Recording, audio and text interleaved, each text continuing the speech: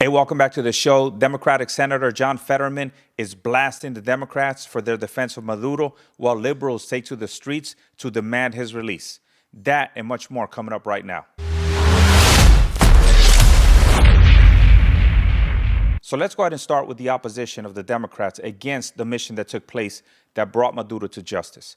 I want this to be clear. The Democrats are opposing bringing to justice somebody who has killed tens of thousands of people, somebody who has tortured, maimed, starved his population just for his own economic gain. That is who they're defending. Who are the people that are defending Maduro right now? China, Russia, Iran, and the Democrats. How does that make sense? Let's listen to what Chuck Schumer had to say. So what can the Congress do about it is the next question. Well, the next question is very simple, and that is that we have the War Powers Act. That's a privilege resolution, which means the Republicans can't block it. Tim Kaine and I and Rand Paul are sponsors of it. It's going to come to the floor this week. And if it is voted for, if it's voted positively in both houses, then the president can't do another thing in Venezuela without the okay of Congress. We have to pass. So in essence, Chuck Schumer is saying that they want to take all the authority away from the president as the commander-in-chief under the War Powers Act to engage in kinetic activity abroad whenever our national interests are endangered. I want everybody to remember, we were shut down for over 40 days because the Democrats and the Republicans couldn't agree on a budget. Do you really think that they're going to be able to agree on international relations and how that should be carried out? There's only one person that is responsible for doing that, and that is the commander-in-chief. That is the president of the United States. So, of course, this was the military action, and pursuant to the Constitution, only Congress has the power to declare war, to authorize acts that take place in this regard. And we've got to make sure when we return to Washington, D.C., that legislative action is taken to ensure that no further military steps occur absent explicit congressional approval. Once again, do you imagine if the president had to go ask Congress for permission to do anything around the world? Do you really think anything would get done? Do you think we would be respected as a country as we are right now? And through the actions in Venezuela, every nation out there, every nation state is now going to think twice before they take advantage of us or they seek to do us harm. One thing that I want to clear up for the American people here, we did not declare war. Hakeem Jeffries, Chuck Schumer, they all continue to say the same thing. We never declared war against Venezuela. Who the hell is at war with Venezuela? This was an operation that took 30 minutes to execute. It was a law enforcement operation. And this operation was conducted by the FBI. And they say, well, why didn't the FBI just go in there and arrest them? How the hell are they going to do that? Do they have the aviation assets to support the mission? They needed the support of the U.S. military in order to carry out these operations. Do you really think the FBI could have done this on their own? Absolutely not. You know, I've told you before that our politicians, some of them are jackasses and don't know what the hell they're talking about. This is one of them right here. You wrote an op-ed and you called for Maduro to be gone. You said, let's get one thing straight. There should no longer be any debate about Maduro's lack of democratic legitimacy. The Trump administration is right to put restoring Venezuelan democracy at the center of our approach to this crisis. A return to a stable democracy is in the interest of the Venezuelan people and the United States and the hemisphere. We don't know what's going to happen with regard to the civilian leadership there. Tom Cotton was just here saying that he hopes that there are democratic elections. Isn't that what you want? Well, the rest of that article right, was a criticism of President Trump's early moves to saber rattle around regime change. Listen, there are evil, brutal dictators all over the world. That does not give the American president the right to invade those countries, in large part because we have seen how this script plays out. This is for everybody out there. Anybody that makes the comparison to Iraq or Afghanistan with Venezuela is a clown. We are talking about two completely different countries, two completely different cultures, and you can never compare the two. And we're going to go back to the Iraq Afghanistan comparison with Venezuela here because Secretary Rubio was asked the same thing and he answered the question perfectly. But the reason why I hate when the Democrats come out and protest these types of successes, not only for the president, but for the country as a whole, is because all the liberals jump on the bandwagon.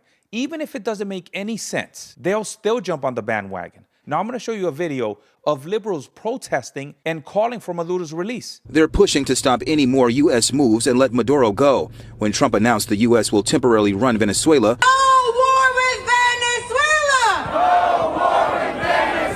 it sparked fiery reactions like this one in Times Square,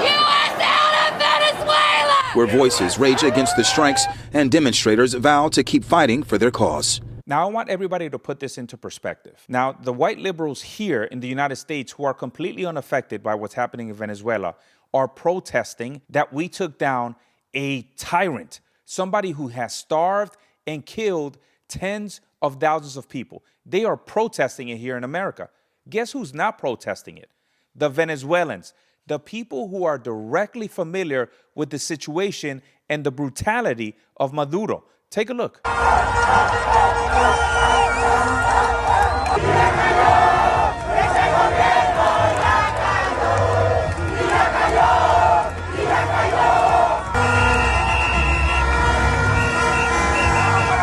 So the only thing that I'm really grateful for when it comes to the Democrats, because there's not much to be grateful for when it comes to anything dealing with that party, is the fact that Senator Fetterman at least has some common sense. And whenever he sees a success or something that's great for this country, he recognizes it. Take a look. Yeah, I mean, for me, I think I don't know why we can't just acknowledge that it's been a good thing what's happened. I mean, I've seen the speeches from whether it's Leader Schumer or kinds of past tweets from President Biden. You know, we all wanted this man gone, and now he is gone. I think we should really appreciate exactly what happened here, and I think we did, just as I've salute our military, what they've done. That was really surgical and precise and very efficient. So why we can't celebrate these kinds of things?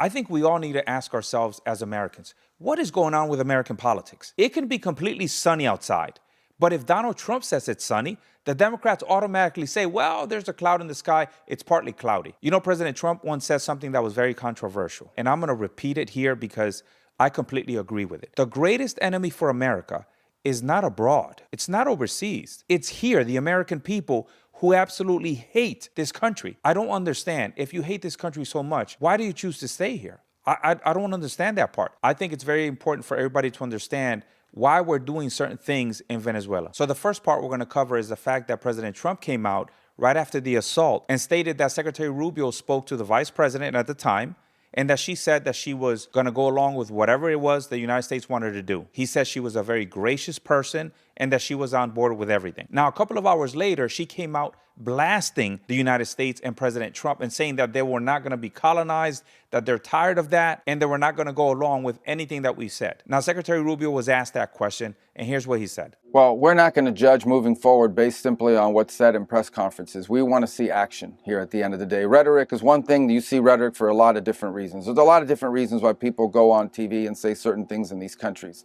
especially 15 hours or 12 hours after the person who used to be in charge of the regime is now in handcuffs and on his way to New York. Now, I think the most important takeaway from this is the fact that she is a populist Chavista. She's a socialist. She has rigged elections for Maduro in the past. She is sanctioned here in the United States and all over the world. So she is not a good person. However, in order for her to stay in power and be confirmed as the president, she needs to receive the endorsement of the military. Do you really think she's going to receive that endorsement if she goes along with everything that just happened? Absolutely not. And I'll tell you what, she made a tremendous mistake going against the Trump administration. I think she realized it shortly after, and that's why she came on national television and said this. Notably, Rodriguez had a much more defiant tone, claiming shortly after he was ousted that Maduro is the rightful leader.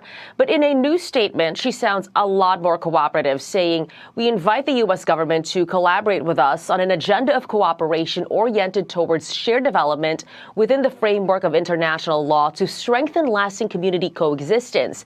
President Donald Trump, our peoples and our region deserve peace and dialogue, not war." Now, another great question that was asked, and it's something that I'm sure a lot of you are wondering, is why isn't Maria Corina Machado installed as the new leader? It's a lot more complicated than that. And I want everybody to understand that. Remember, Maduro corrupted everything. The judicial system, the police, the military, everything in the country is corrupt. Do you think that Maria Corina Machado is going to be able to come in, be installed, and all of a sudden govern like nothing ever happened?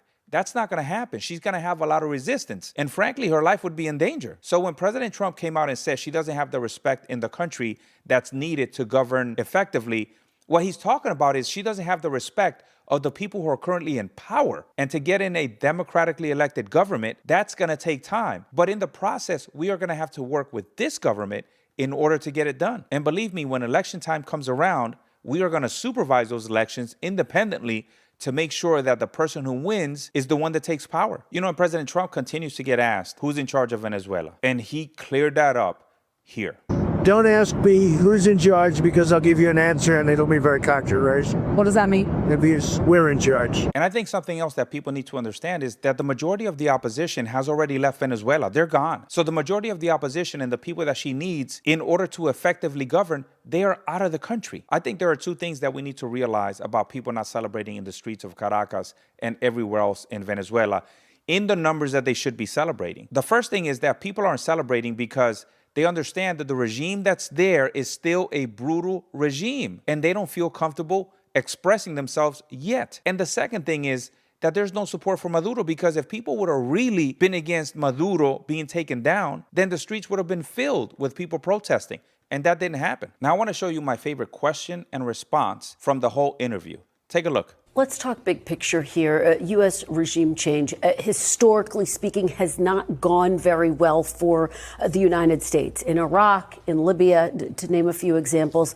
Can you assure Americans, the people of the United States, that this time will be different? I'm going to stop the video right there. Did you see the Secretary of State's expression? The reason he has that expression is because it's a stupid question. How can he possibly predict the outcome of Venezuela? We have to understand that the dynamism of human nature is unpredictable. We don't know what's going to happen. Now we're hoping for the best, but we don't know. But here is the moment where he makes the point that I've been making for the last several months since I started the show. Take a look. Well, here's what's happened. We've got this phobia built up and this sort of thing that's it's like, number one, most of the experts that people have on television, I watch these experts and it's clown hour. Okay, these are people that have focused their entire career on the Middle East or some other part of the world because that's where all the action was. Very few of them know anything about Venezuela or the Western Hemisphere. Venezuela looks nothing like Libya. It looks nothing like Iraq. It looks nothing like Afghanistan. It looks nothing like the Middle East other than the Iranian agents that are running through there plotting against America. Okay? These are Western countries with long traditions among their at a people-to-people and cultural level and ties to the United States. So there's nothing like that. So I think people need to stop ascribing the apples and oranges here, the apples of the Middle East to the oranges of the Western Hemisphere. But I'm telling you, whenever you hear a politician or a political scientist or a global affairs analyst or a professor saying, well, we failed in Afghanistan and Iraq, and we're most likely going to fail here in Venezuela because we just don't know anything about nation building or regime change. They're idiots. Don't listen to them. A lot of these Middle Eastern countries, they don't embrace American principles.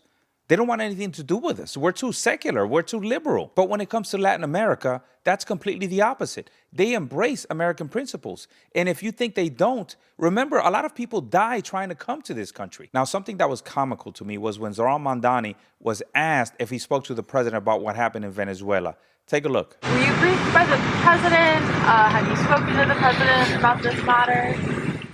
I was briefed by my first deputy mayor, my chief of staff, my chief counsel, the police commissioner, as well as other members of my team. I called the president and spoke with him directly to register my opposition to this act and to make clear that it was an opposition based on being opposed to a pursuit of regime change, to the violation of federal and international law, and a desire to see that be consistent each and every day. Who does Mandani think he is? What does he know about international relations? He's the mayor of New York City. Why are they even asking him this question? And I'm surprised the president even took the call. Once he starts expressing his opposition to what we did in Venezuela, I would have just hung up. Go govern your city. That is an absolute failure right now. Remember, Zoran Mandani purports the same rules of governance that Maduro was utilizing in Venezuela, socialism. So I'm sure they had a lot in common. Look, I think there's a lot that we still need to figure out about what's going to happen in Venezuela. But one thing is clear. The United States is in charge of the country. If Venezuela does what the United States is asking them to do, they will prosper. And that is for sure. So we'll keep an eye on Venezuela and see what happens. Like, share, subscribe. Until next time, stay balanced.